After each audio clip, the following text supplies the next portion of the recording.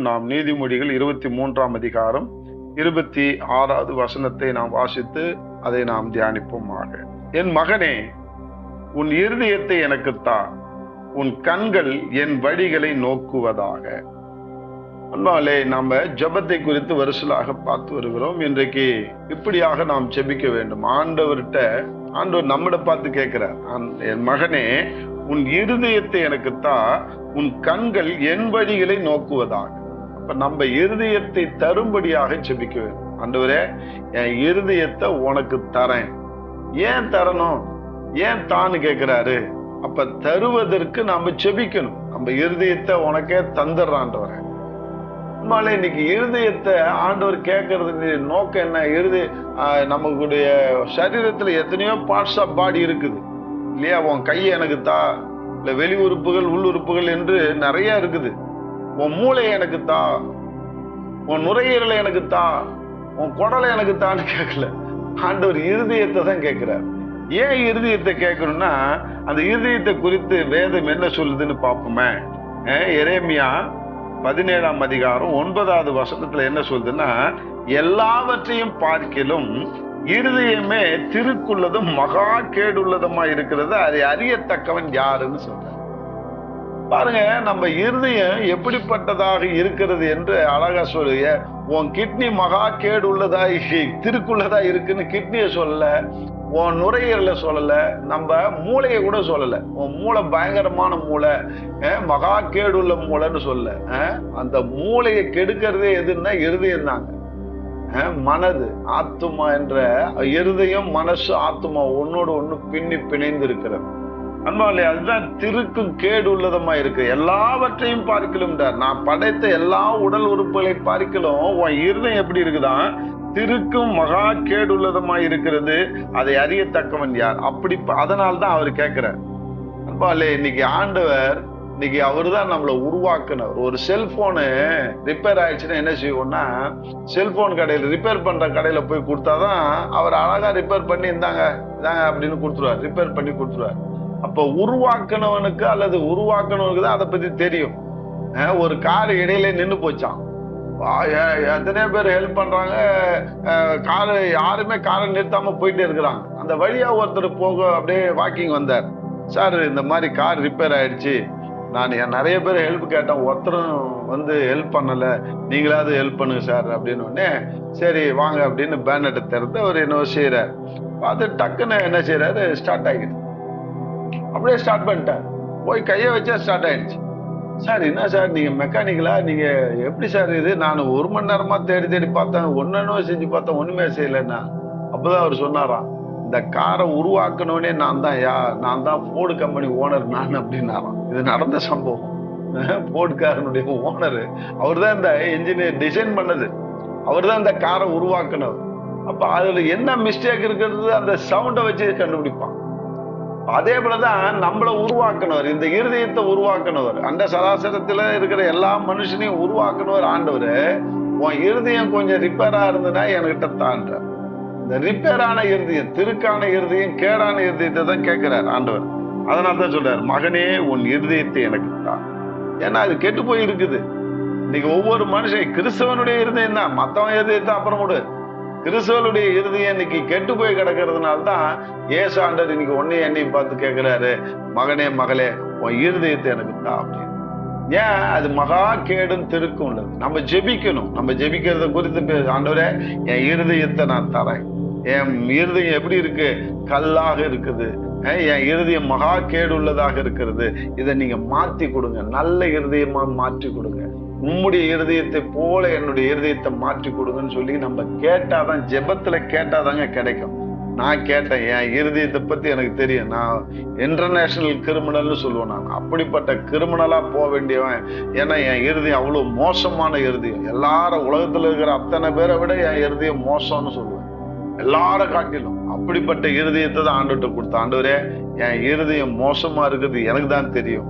ஏன்னா உன் இருதயம் அடுத்தவனுக்கு தெரியாது. ஏன்னா ஆண்டவர் சொல்றாரு, அதை அறியத்தக்கவன் யார்? யாருமே அறிய முடியாது. ஒவ்வொருத்தங்க இருதயம் திருக்கு, அவனுடைய தில்லுமுள்ளுத்தனம், அவனுடைய ஃப்ராடுத்தனம், அவனுடைய என்ன நினைக்கிறது எல்லாமே யாருக்கு தெரியும்னா யாருக்குமே தெரியாது. பெத்த தாய் தகப்பனு கூட தெரியாது.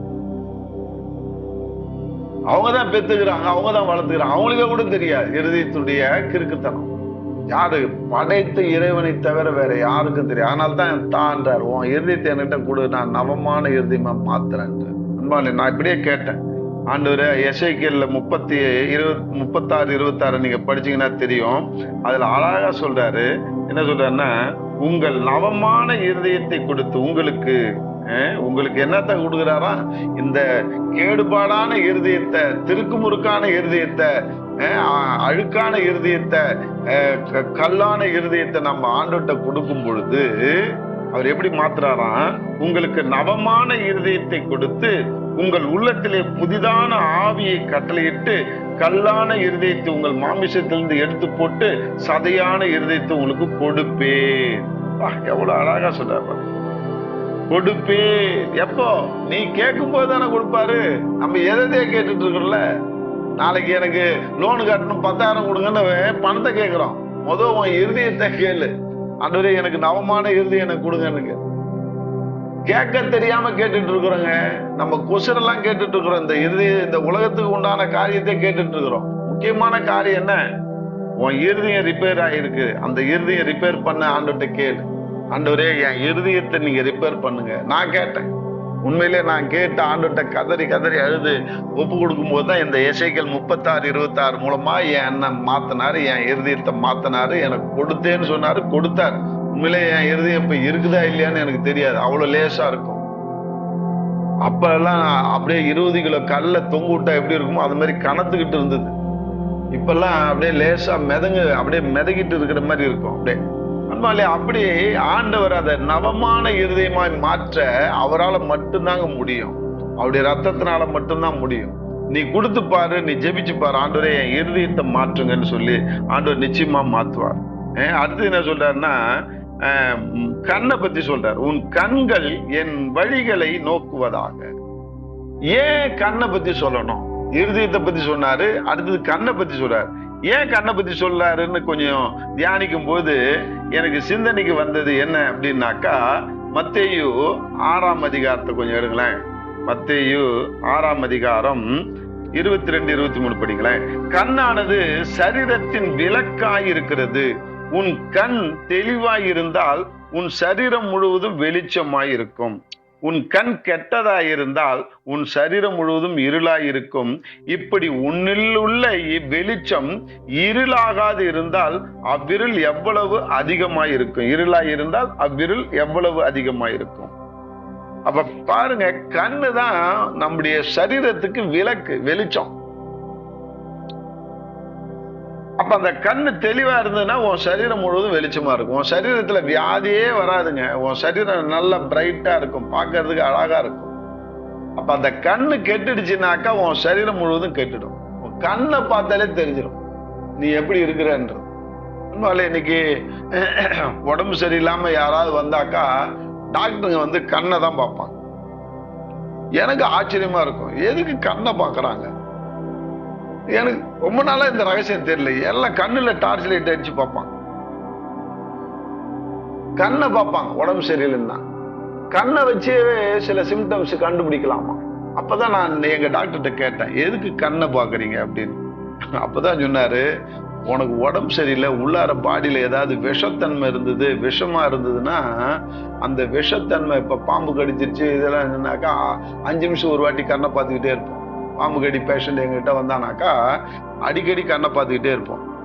அதுல பாய்சன் சாப்பிட்டவன் வந்தானாக்கா அடிக்கடி கண்ணை பார்த்துக்கிட்டே இருப்போம். அப்ப அது என்னன்னாக்கா, அந்த கண்ணுல இருக்கிற கண்மணி இருக்குல்ல, பாப்பான்னு சொல்லுவாங்கல்ல, அந்த கண்மணி என்லார்ஜி ஆயிடுச்சு அப்படின்னாலே விஷம் அதிகமாயிட்டு இருக்குது, அவன் பரவிட்டு இருக்குதுன்னு அர்த்தம். என்லார்ஜின்னா பெருசாயிட்டே இருக்கும். கண்மணி எவ்வளவு இருக்குன்னா ஒரு கடுகளவு இருக்கும். அந்த கடுகளவு இருக்குதுன்னா அது நல்லா இருக்குது, உடம்புல எந்த பாய்சன் இல்லைன்னு அர்த்தம். பாய்சன் ஏற ஏற பாய்சன் ஒவ்வொரு பார்ட்ஸா பாதிக்குது. லிவரை பாதிக்குது, குடலை பாதிக்குது, லென்ஸை பாதிக்குது, இதயத்தை பாதிக்குதுன்னா அந்த கண்மணி எப்படி ஆகுமோ, அந்த பாப்பா இருக்கிறது என்லார்ஜ் பெருசாயிட்டே இருக்குமா, தோரம்பை திட்டம் ஆகும், அப்படியே அந்த பெருசாயிட்டே இருக்கும். நல்ல நிறைய பேரை பார்த்துருக்காரு அந்த மாதிரி. அப்ப அந்த கண்ணு தான் இன்னைக்கு நமக்கு சிம்டம்ஸே. உன் வெளிச்சமா இருக்குது, உன் வாழ்க்கைக்கு உன் சரீரத்துக்கு அது விளக்கா இருக்குதுன்னு வச்சார். கண்ணுல கொண்டு வரார். கண்ணை பார்த்தாலே இன்னைக்கு நாங்க வைத்தியம் பண்ணுவோம். அந்த மாதிரி இன்னைக்கு கண்ணு, அப்படிப்பட்ட கண்ணை ஆண்டவர் என்ன சொல்றாருன்னா, உன் கண்கள் என் வழிகளை நோக்குவதாக. இன்னைக்கு அவர் வழியில நோக்கி பாரு. இன்னைக்கு உன் கண்ணு என் கண்ணு எதையோ பாக்குது. இன்னைக்கு அன்பர்களே, பார்க்க கூடாதெல்லாம் இன்னைக்கு பார்த்துட்டு உட்காந்துக்கிறோம். இன்னைக்கு அதுலயே செல்போன் வந்ததுல இருந்து எதையோ பார்த்துட்டு உட்காந்து கிடக்குறோம், டைம் வேஸ்ட் பண்ணிட்டு. என் வழியை நோக்குது. ஆண்டவருடைய இயேசு ஆண்டவர் நடந்த வழியை நோக்குறோமா? இயேசு ஆண்டவர் எப்படி நடந்தாரு? அன்பாலே, நான்லாம் பைபிள் அப்படிதான் நான் ஆராய்ச்சி பண்ணி படிப்பேன். இயேசு ஆண்டவர் உயிரோடு இருக்கும் போது எப்படி நடந்தார்? அவர் வழியை பாரு, அவர் வழியை பின்பற்று.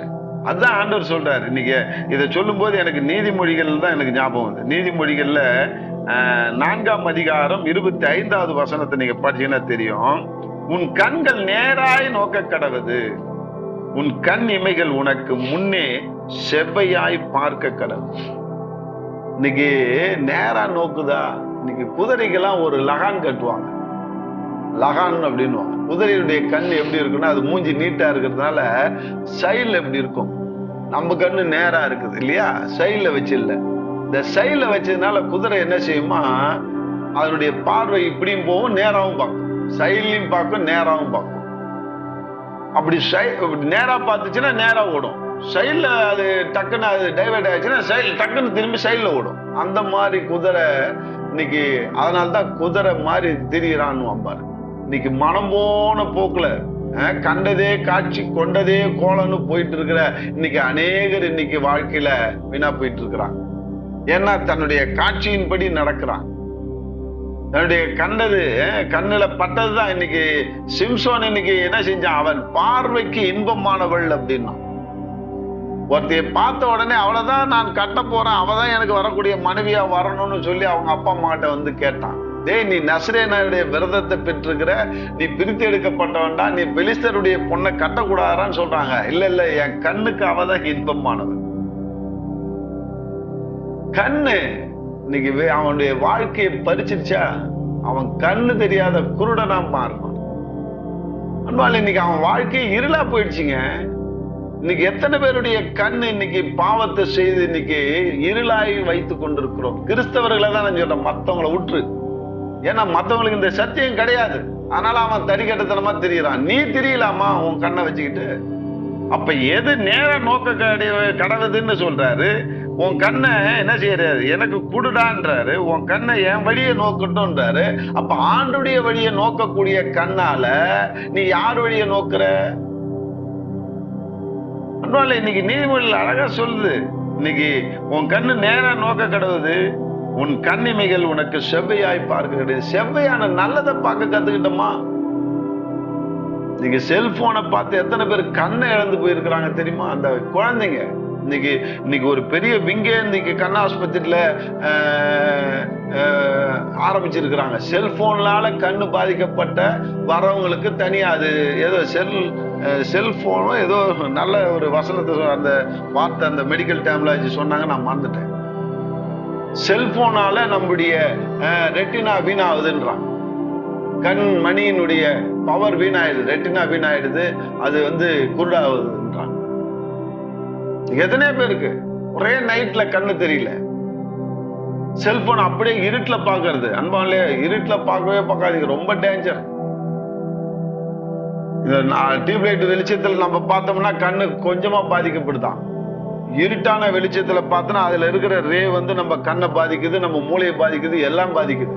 அன்பாலே, இன்னைக்கு பாருங்க, கண்ணை முக்கியமா பாதிக்குது. அதனால இன்னைக்கு செல்போன் வந்த பிறகு செவ்வையானதை நோக்காமல் எதையோ நோக்கி இன்னைக்கு நம்முடைய வாழ்க்கை என்ற சக்கரத்தை, நம்முடைய வாழ்க்கையை இருளாக்கி கொண்டிருக்கிறோம்.